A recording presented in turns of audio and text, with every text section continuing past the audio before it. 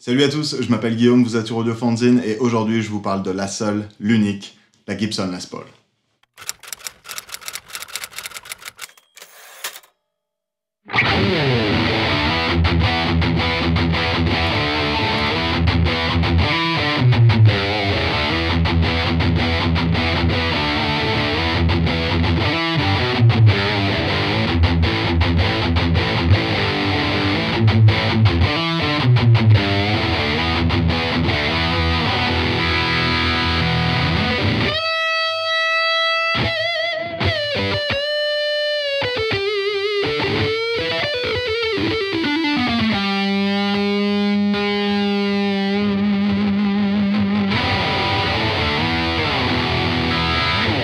Salut à tous, j'espère que vous vous portez extrêmement bien aujourd'hui, qu'il fait beau chez vous et que comme d'habitude, tout le matos que j'utilise dans cette vidéo est disponible chez Thomann et vous le retrouverez dans les liens dans la description ci-dessous.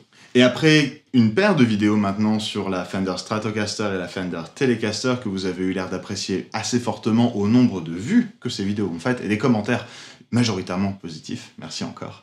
Voilà un espèce de troisième épisode un petit peu plus historique en comparaison à ce que je fais d'habitude avec des démos ou des explications peut-être, mais voilà, une présentation d'une des guitares les plus légendaires, les plus mythiques de l'histoire de l'instrument, et ça va être la guitare Les Paul.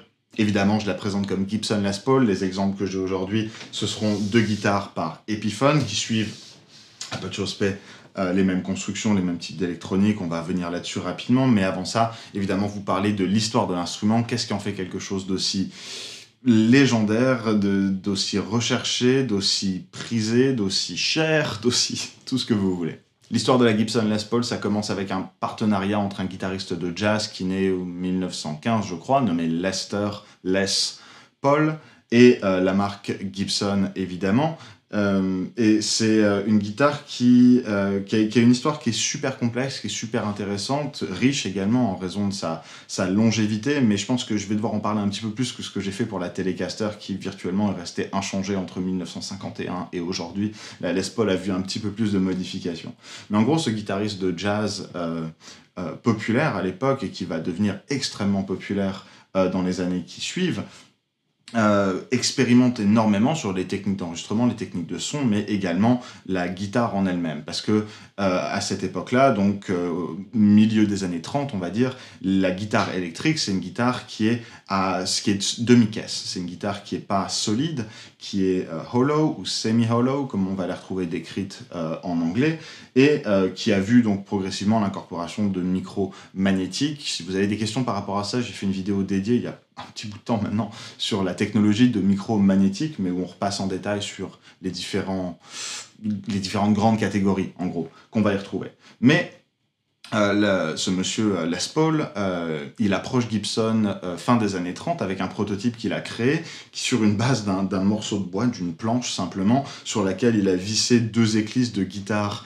semi-acoustique, donc avec ces micros magnétiques dans la planche directement. Je vous mettrai une image, c'est un modèle qui est maintenant iconique, qu'on va appeler The Log, la bûche, en gros, qui se veut être donc un des premiers modèles de guitare solid body, donc avec un corps en bois solide et non creusé, donc demi-caisse, comme c'était le cas à l'époque. Et il approche Gibson, qui est le plus grand fabricant de guitares à ce moment-là, un guitare mandoline, je veux dire instrument folk, instrument à cordes, en leur disant, voilà, ça c'est un concept qui je pense va beaucoup plaire parce que ça va vous permettre de retransmettre une note qui est plus claire, qui est moins affectée par les vibrations d'une caisse, qui est moins distordue, mais d'avoir vraiment la réponse de la corde le plus précisément possible. Et à ce moment-là, Gibson lui rigole un petit peu au nez en lui disant, ton truc il est moche, on n'en veut pas. Ça va pas. Jusqu'à ce que Leo Fender en Californie commence à sortir ses Telecaster en 51-52 et à gagner une popularité sans précédent. La guitare électrique solid body, donc avec un corps solide, c'est encore loin d'être la majorité à l'époque-là, mais Gibson commence à se rendre compte que M. Fender, il prend du vent et il prend des grosses parts de marché. Et donc il rappelle M. Les Paul et ils se mettent d'accord donc sur un design que inspiré par la bûche de Logue, mais voilà, complètement solide. Et ils vont s'arrêter sur ce design, le design de la Les Paul telle qu'on la connaît. C'est une guitare qui va sortir en 1952 sous cette forme-là, en gold top avec des micros P90 et un chevalet en trapèze donc, qui va vite être remplacé par un chevalet type wraparound, donc vous allez mettre les cordes autour du tailpiece, qui va vous permettre d'avoir une intonation un petit peu plus fine, une hauteur de réglage qui sera différente grâce aux pas de vis qui seront mis dans le corps, parce que les premières Les Paul créées avaient ce problème où l'angle du manche avait été mal calculé, et je crois que les 1000 premières Les Paul produites, donc en 1951-52, sont pratiquement injouables, parce que les cordes sont directement contre le manche, à cause de ce défaut d'angle. Et ça leur a pris 1000 guitares pour s'en rendre compte quand même. Mais voilà, la Les Paul naît comme ça en 1952, arrive sur le marché et c'est le phénomène. Tous les guitaristes de jazz à cette époque, les guitaristes de rockabilly, de soft rock, qui commencent à apparaître dans les années 50, se ruent sur ce modèle de guitare qui a une construction qui est plus réminiscente, on va dire, d'une guitare type jazz, d'une guitare avec laquelle ils avaient peut-être plus l'habitude de jouer. Un diapason qui est également plus réminiscent de ces modèles-là, parce que Gibson part de son héritage, de ces modèles L5, de tous les modèles de guitare électriques, mais électroacoustique, mais non, demi-caisse, comme on les appelle, qu'il avait sorti au courant des années 30, des années 40. Donc voilà, ils partent sur cet héritage-là, mais avec un modèle de guitare qui est complètement différent, qui sonne complètement différemment également, et qui est attaché au nom d'un des plus grands guitaristes de jazz de l'époque. Je vais vraiment essayer de pas trop m'étendre, parce que cette histoire de la Gibson Les Paul, elle est extrêmement longue, et en plus de ça, il fait 45 degrés dans le studio, et je suis en train de mourir. Mais cette base, donc, posée en 1952, ça va être, vous allez retrouver la forme, vous allez retrouver une grande partie des bois de construction qui vont se maintenir au travers de l'histoire, avec un corps en acajou, un manche en acajou, une table au-dessus du corps en érable et une touche en palissandre. Désolé, c'est difficile des fois de retrouver les noms en français. Mais voilà, je dirais qu'une de ces premières grosses évolutions va avoir lieu au milieu des années 50 avec l'introduction donc de la Les Paul Custom qui va plus tard être surnommée la Black Beauty qui arrive en 1955 donc sur laquelle se base mon modèle d'Epiphone que j'ai ici, un peu poussiéreux d'ailleurs. Mais voilà, cette guitare qui est la première modification, on va dire, qui arrive en 1954, mais vraiment popularisée en 1955, et ensuite évolution, je dirais, majeure en 1958 avec l'introduction du humbucker, le micro-double, donc développé par monsieur Seth Lover, qui rejoint Gibson. Il y travaillait avant la guerre, mais il est rentré dans la marine, et en revenant donc de la guerre, retourne chez Gibson, et on lui demande donc, et Les Paul lui demande donc de travailler également sur une solution au bruit parasite qu'on va avoir avec le micro P90 standard, qui est dans toutes les Les Paul à ce moment-là. Et donc c'est comme ça qu'il va développer le PAF, qu'on va retrouver dans les guitares à partir de 1958, donc Les Paul, et puis a fortiori après LG, Flying V, Explorer, tous ces modèles-là. Ce mot PAF, ça correspond à Patent Applied For, c'est un petit sticker, un petit autocollant qu'ils mettaient à l'arrière du micro, et ça fait partie de mes anecdotes préférées de la marque Gibson.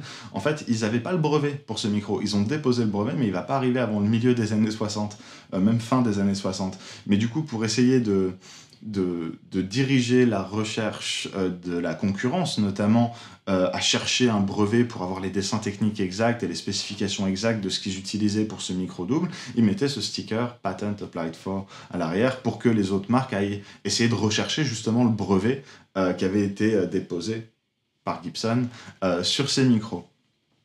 Évidemment, c'est des micros qui, à ce moment-là, on s'en rend pas compte, mais qui vont changer complètement le cours de l'histoire de la guitare, le cours de l'histoire du blues, du rock, de tous les genres qui vont suivre après ça. Mais voilà, ça arrive en 1958, et c'est là qu'on voit cette ambivalence de Gibson avec la Golden Era, l'âge d'or de la Les Paul entre 1958 et 1960, ce qu'on va aujourd'hui appeler les Burst. Donc c'est tous ces modèles qui sortent avec une couleur unique, qui est un Cherry Sunburst en gros, mais qui va vieillir de manière radicalement différente en fonction de son environnement. Donc, s'il est dans un bar où ça fume beaucoup, s'il est au soleil, s'il est à l'ombre, s'il est machin. Et donc, cette couleur unique, ce burst, va donner naissance à une quantité incroyable de variations de burst, donc entre le lemon burst, le tobacco burst, le dark burst, l'ice tea burst, enfin, voilà, tout ce que vous allez retrouver actuellement, en gros, ce sont des variations, en gros, de la manière dont ce burst original a vieilli. Mais donc je parlais d'ambivalence au début parce que c'est à cette époque-là que les ventes de Les Paul commencent à chuter assez drastiquement. Et donc ce qui va pousser Gibson à arrêter non seulement de distribuer, mais également de fabriquer la Gibson Les Paul telle qu'on la connaît à partir de 1961. Et de lancer donc un autre modèle qui est plus léger, qui est plus facile à fabriquer parce que la table de la guitare n'est pas bombée, c'est une table plate, et ça va être le modèle de Gibson SG évidemment, qui va provoquer un peu ce détachement de Les Paul, qui était à ce moment-là en train de divorcer, donc il voulait pas donner trop d'argent à sa femme, bientôt ex-femme, et qui en plus de ça n'était pas vraiment fan de la forme de la guitare, du manche, du joint avec entre le corps et le manche. Et donc voilà, qui va se dissocier progressivement. Son nom va rester attaché parce qu'il est sous contrat avec Gibson jusqu'en 1964, je crois. Et c'est après ça donc que la guitare est renommée Gibson SG. Mais donc voilà, pour les origines de la Les Paul, en tout cas la Les Paul de légende, on en arrive là. Elle est complètement arrêtée, il n'y a plus de production, il n'y a plus rien, jusque milieu-fin des années 60, où il y a une paire de guitaristes qui vont devenir plutôt connus, qui commencent à s'emparer de ces Les Paul-là. Là, évidemment, je parle donc d'Eric Clapton, qui va acheter une 58 pour enregistrer le Beano, l'album de John Mayall et les Blues Breakers, mais également Jeff Beck, Jimmy Page, et Keith Richards. C'est déjà pas mal, non? C'est pas mal, je pense. C'est un bon début. Et voilà, ils vont tous commencer à jouer avec Les Paul, et cette fin des années 60, elle voit une renaissance de l'instrument et une espèce, déjà de quête de l'instrument vintage. On n'est que 10 ans plus tard, mais tout le monde commence déjà à rechercher ces modèles de 58, 59 et 60, parce que c'est ces guitares-là qui sont jouées par les plus grands. Et donc voilà, cette recrudescence, ce renouveau de l'intérêt pour la Gibson Les Paul va pousser la marque Gibson à relancer la production de la guitare avec ce qui va devenir des dizaines et des dizaines de versions différentes de l'instrument au fil des années, évidemment avec les guitares de la période Norlin, après le rachat par... c'est pas vraiment un rachat, mais le rachat de Chicago Music Exchange, qui était une compagnie affiliée à Gibson. Et donc, ce qu'on va appeler les guitares Norlin, c'est à partir du milieu des années 70 jusqu'au milieu 80, où c'est le mélange des noms entre les deux directeurs, Norman et Norlin. Après, voilà, différents rachats, différents changements de production, et l'arrivée de nouvelles gammes. Donc au fur et à mesure, vous allez retrouver une Gibson Les Paul qui va essayer, après, je dirais, une vingtaine d'années jusqu'au milieu des années 80, qui va essayer d'avancer avec son temps, qui va essayer de changer, qui va essayer de changer la forme de manche, qui va essayer de changer la manière dont l'angle de la tête de la guitare, mais également la présence d'un petit peu plus de bois derrière ce joint-là pour éviter que la tête ne casse. Un tas de choses qui vont se passer sur ces 20 années-là, où c'est vraiment trop pour vous expliquer en une seule vidéo. Gibson qui va progressivement se rendre compte que les gens, ils veulent pas ça. C'est pas ce qu'ils cherchent. Les gens, ils veulent la guitare qu'Eric Clapton a utilisée sur Beano. Ils veulent la guitare que Jimmy Page joue sur scène depuis 20 ans. Ils veulent la guitare avec laquelle Jeff Beck a enregistré 7 albums des Yardbirds, et la guitare avec laquelle... Donc voilà, on se retrouve avec une marque Gibson qui va progressivement commencer à réintroduire les spécifications vintage, les spécifications de ces guitares entre 58 et 60 qui ont fait la gloire de Gibson, et qui, encore à ce jour, font la gloire de Gibson. C'est pas les guitares les plus chères du monde pour rien. Il y a un mythe derrière, il y a tellement d'innovations de blues, de rock, de jazz, c'est une guitare qui a forgé la musique telle qu'on la connaît, et voilà, c'est pas sans raison qu'aujourd'hui on va payer $250,000, un demi-million pour une Les Paul de 58.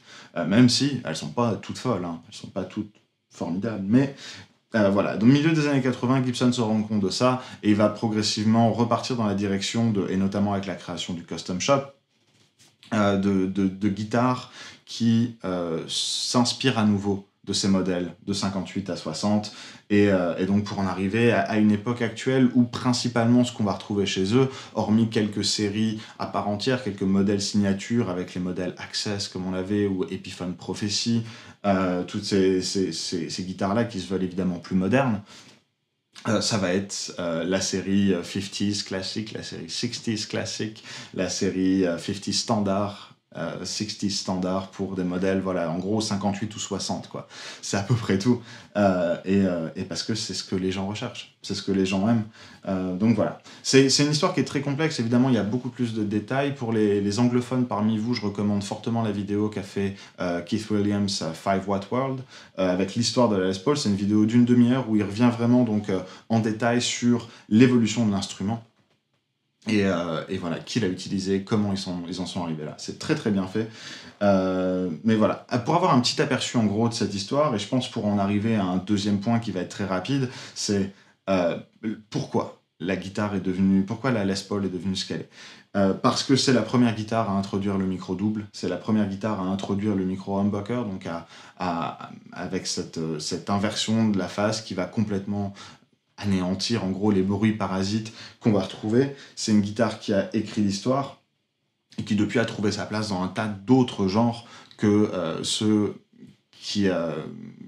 qu'on avait en tête à l'époque de sa création, évidemment.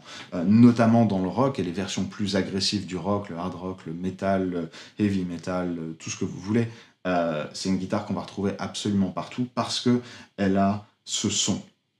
Elle a un son qui est extrêmement direct, elle a un son qui est grâce à ses micros, évidemment, un niveau de sortie qui est plus fort, mais également beaucoup plus de présence dans les médiums, ce qui va l'aider à sortir de mix plus complexes. Et plus on avance dans le temps, plus les mix deviennent complexes. Donc plus on a d'instruments, électroniques également, mais des samples, des voix, des pistes qui vont être prises 2 fois, 4 fois, doublées, harmonisées, tout ce que vous voulez. Plus on avance, plus c'est compliqué. Donc la Gibson s'est vraiment imposée dans le milieu là, parce que elle est juste là où il faut en termes de son pour pouvoir sortir du mix de manière propre, pouvoir être à peu près aussi clean que possible. Encore maintenant, il y a énormément de joueurs de jazz, de pop qui vont jouer sur Gibson Les Paul, mais également s'imposer dans les genres plus violents, évidemment, parce que le niveau de sortie plus haut va aller permettre d'arriver à des niveaux de gain plus élevés plus rapidement. C'est tout. Donc pour cette vidéo, évidemment, la guitare que j'ai sur les genoux, c'est mon Epiphone Les Paul, c'est un modèle signature Adam Jones, qui est magnifique, hein. On en parle. Qui m'a tapé dans l'œil, qui sonne extrêmement bien, qui joue parfaitement bien. Donc voilà, j'ai pas de Gibson, je cherche encore la bonne, je cherche encore le modèle qui va me faire... J'aimerais bien que ce soit une vieille guitare. J'ai pas vraiment le budget, mais voilà, je garde un œil, on sait jamais. Mais j'ai également mentionné donc cet Epiphone modèle Outfit, donc 1955, qui reprend donc les spécifications de la Black Beauty de 1955. Hein. Évidemment, hormis le P90 en manche, donc, qui était avec ses staples, des agrafes, qui était une construction légèrement différente à l'époque encore de Seth Lover. Mais voilà, c'était juste pour vous présenter un petit peu ce que j'avais là. Qu'est-ce que vous en pensez ?